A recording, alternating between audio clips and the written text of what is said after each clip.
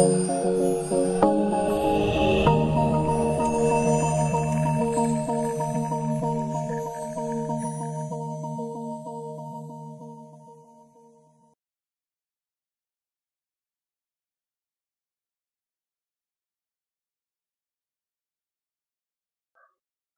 warahmatullahi wabarakatuh. Selamat beraktivitas hari ini. Jumpa lagi di kuliah logika yang ke-14 tentang petak Harnaf. Di materi kali ini kita akan mempelajari materi logika tentang bagaimana suatu logika gitu ya, suatu tabel ekspresi logika telah diberikan nilainya gitu ya. Sebelumnya kita diberikan suatu ekspresi P dan Q, misalnya ya P dan Q. Nah, terus kita diminta untuk membuat tabelnya gitu ya. Nah, maka di peta Carnot ini kita memiliki nilai yang diketahui, nilai kebenarannya, tetapi kita belum menemukan ekspresi logika yang kita cari. Nah, sebagai contoh misalnya saya punya di sini ada P, ada Q gitu ya.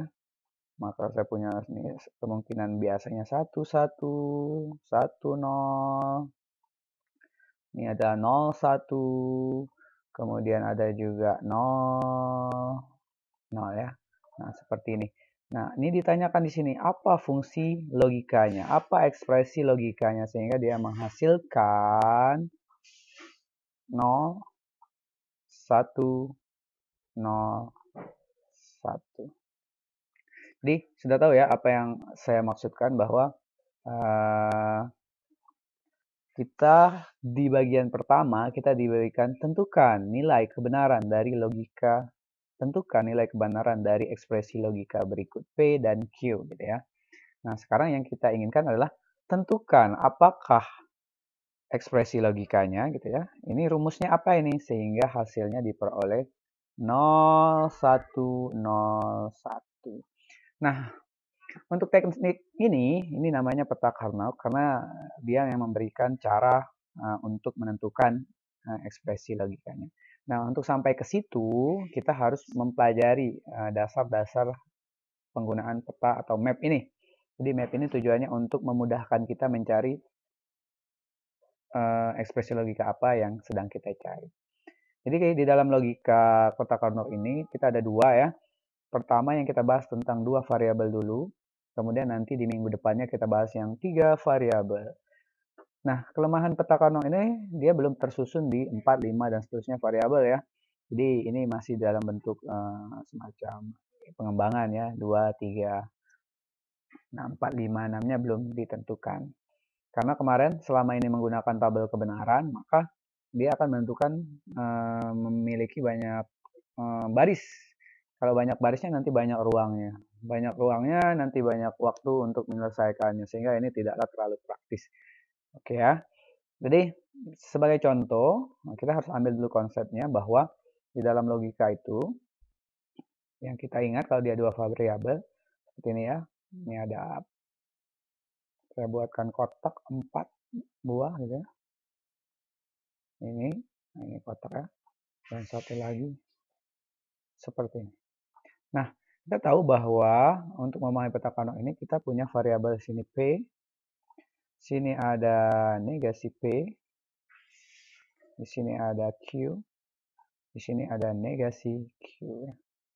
Nah, ini dari mana maksudnya? Kita ambil dari tabel kebenaran yang kita punya.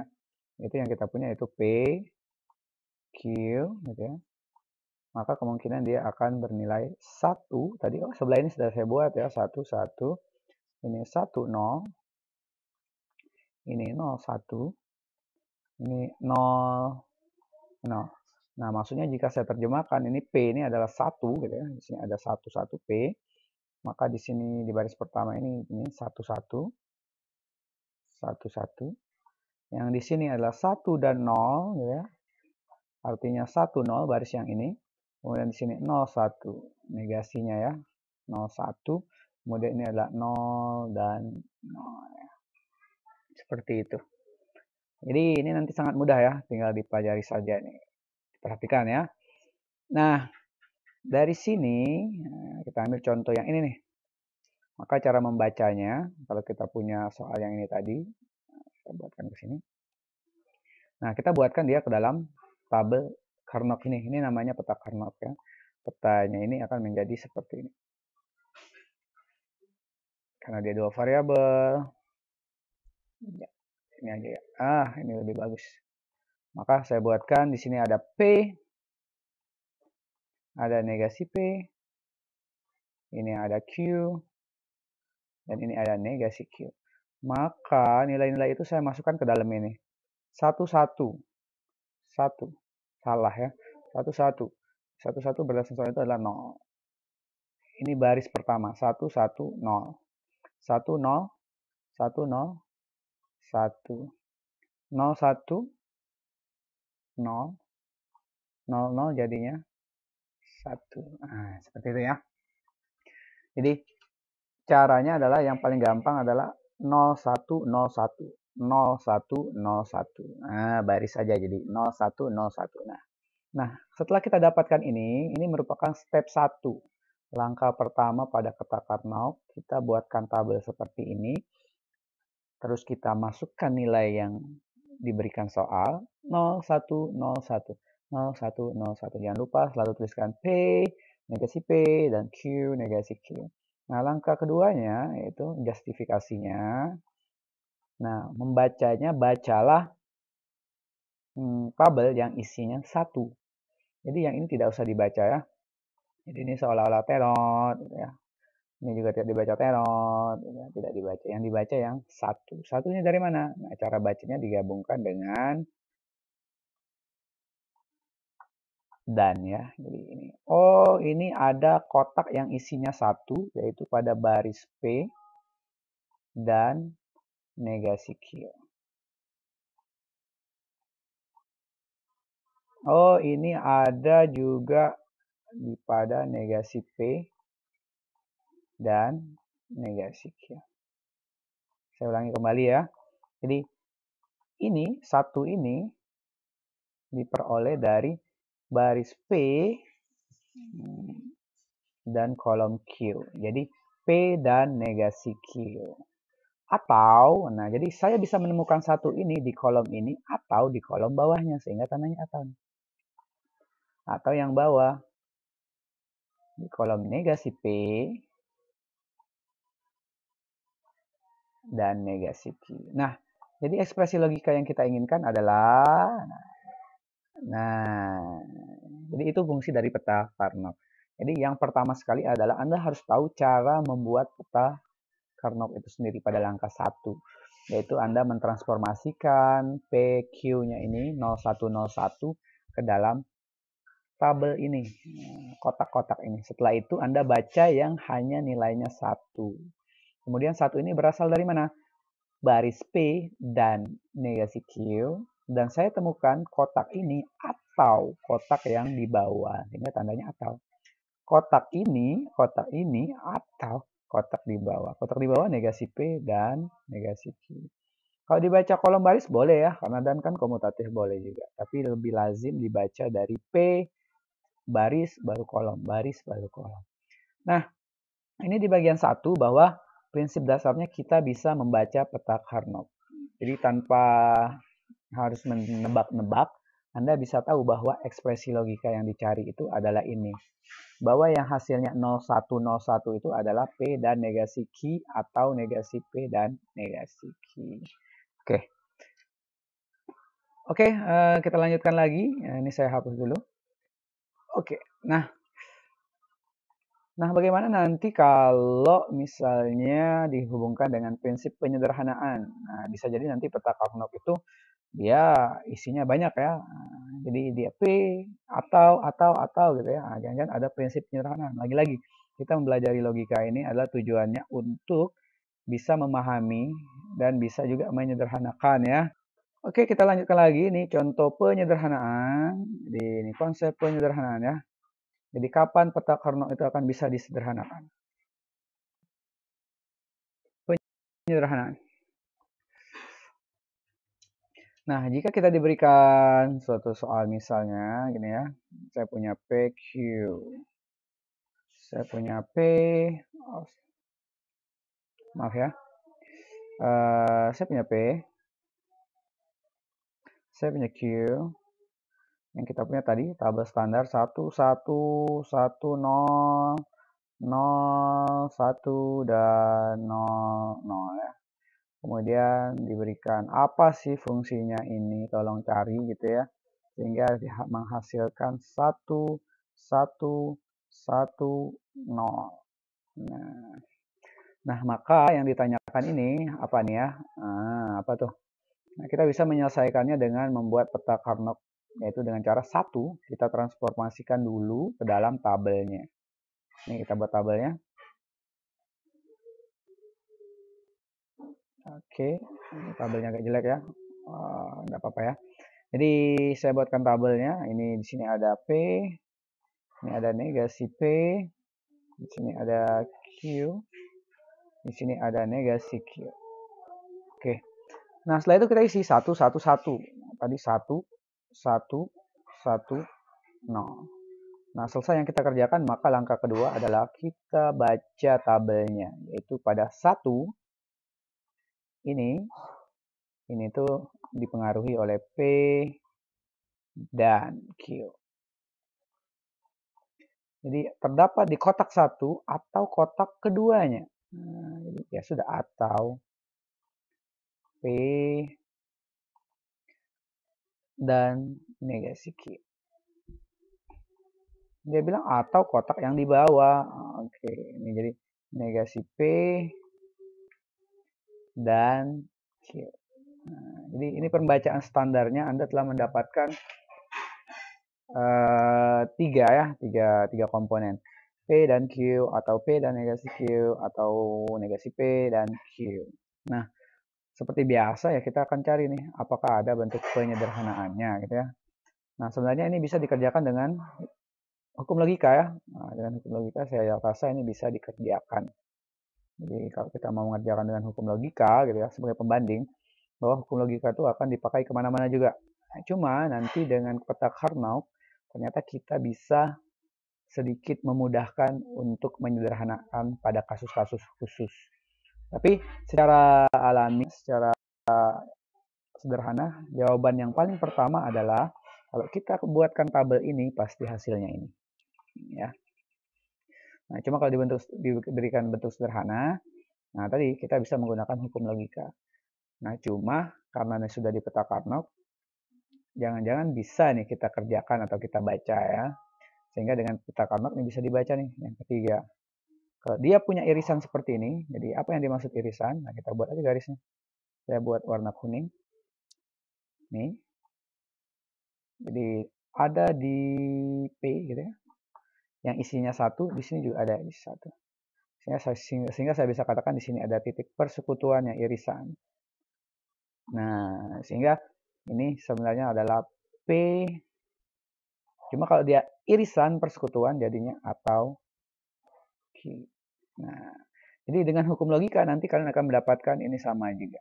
Nah, saya bisa jamin bahwa ini sama. Nah, ini jelas kan? Ini kan tabel atau ya. Nah, dengan gampang. Nah, tabel atau. Paham ya maksud saya? Jadi ini teknik penyederhanaan yang pertama. Jadi kalau dia ada banyak seperti ini, kemudian ada titik irisannya ini, berarti ini jawaban yang paling sederhana. Ini jawaban pertama. Nah, jawaban pertama. Apa sederhananya? Yang nomor 3. Oke, contoh yang lain. Misalnya saya punya P, Q. Nah, ini 1, 1, 1, 0, 0, 1, 0, 0. Kita akan tanyakan apa sih hasilnya berupa 0, 1, 1. Nomor 2. Oke, angka yang pertama ya kita harus buatkan dia kotak. Kotaknya punya kotak ini. Kemudian dia menjadi ini P, ini negasi P, ini ada Q, dan ini ada negasi Q. Nah, kotak ini akan saya transformasi isinya adalah 0, 1, 1, 1. Sehingga secara sederhana saya bisa membaca tabel ini adalah yang berisi 1 di sini, satu di sini, berarti kita punya P dan negasi Q yang ini, atau dan Q atau negasi P dan negasi Q. Terbalik, ini dulu, ini atau ini boleh, ini atau ini boleh, atau itu boleh terbalik. Jadi secara sederhana kita buat tabel seperti atau nanti bisa Anda cek di kalkulator logika, pasti hasilnya nih. Tapi yang dipakai ini ada bentuk sederhananya, gitu ya. Nah, ternyata nomor 3 kita bisa bentuk dengan membaca lebih dalam peta Carnot. Nah, kita cek apakah ini ada irisannya. Saya ambil putih saja ya. Oh, ini satu di sini. Oh, satu di sini. Dia beriris di kotak irisan. Baris negasi atau nah, saya bisa bahwa ekivalen. Ini ekivalen. Nah, tandanya seperti itu ya. Ekivalen kemarin tandanya ini ya. Ekivalen ya. Jadi 2 dan 3 ini saling ekivalen. Kalau kita buatkan 2, hasilnya ini juga. Kita buatkan 3 juga ekivalen. Pak, ini saya menggunakan hukum logika dapatkan ini. Boleh. Sama ya. Tapi dengan adanya peta Carnot adalah ekspresi logika yang kita inginkan dan lebih sederhana. Ya. Tanpa harus mengingat distributif, komutatif, seperti itu kan. Tapi ingat bahwa tidak semua yang bisa disederhanakan Carnot. Karena dia punya kelemahan. Tadi baru sampai 2 variabel dan 3 variabel. Ini kita bahas yang 2 dulu. Satu lagi, contoh yang ketiga, saya ambil. Di contoh ketiga, misalnya saya punya P, Q, di sini apa ya, gitu kan, dicari 1, 1, 1, 0, 0, 1, 0, 0. Hasil saya adalah 1, 1, 0, 0. Nah, caranya yaitu kita buat tabel lagi. Ini cara 1 ya. Wah, ini tabelnya seperti ini. Salah ya saya buat. Oke, enggak apa-apa. Saya punya di sini ada P, ini langkah 1 kita. Kita punya P, kita punya negasi P, kita punya Q dan negasi Q. Nah, ini bahwa 0, 0. Baca tabel yang hanya 1. Maka langkah keduanya adalah P dan Q asalnya atau P dan negasi Q. Oke.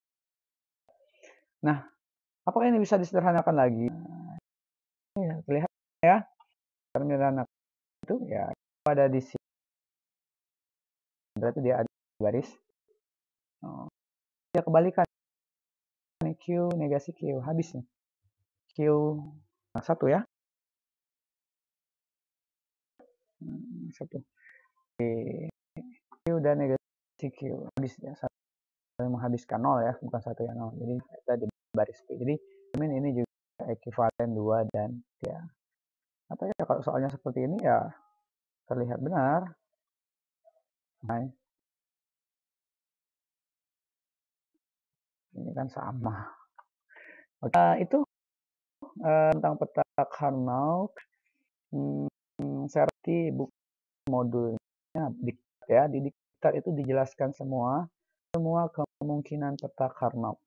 Semua ya. Jadi karena cuma 2 variabel, jadi kita bisa menentukan apa saja yang akan dijadikan tampilan-tampilan dari ini. Bisa satu semuanya. Bagaimana membacanya itu ada di buku panduan kita. Oke, silakan dibaca lagi. Nanti minggu depan kita sedikit lebih. Akhiri, assalamualaikum warahmatullahi wabarakatuh.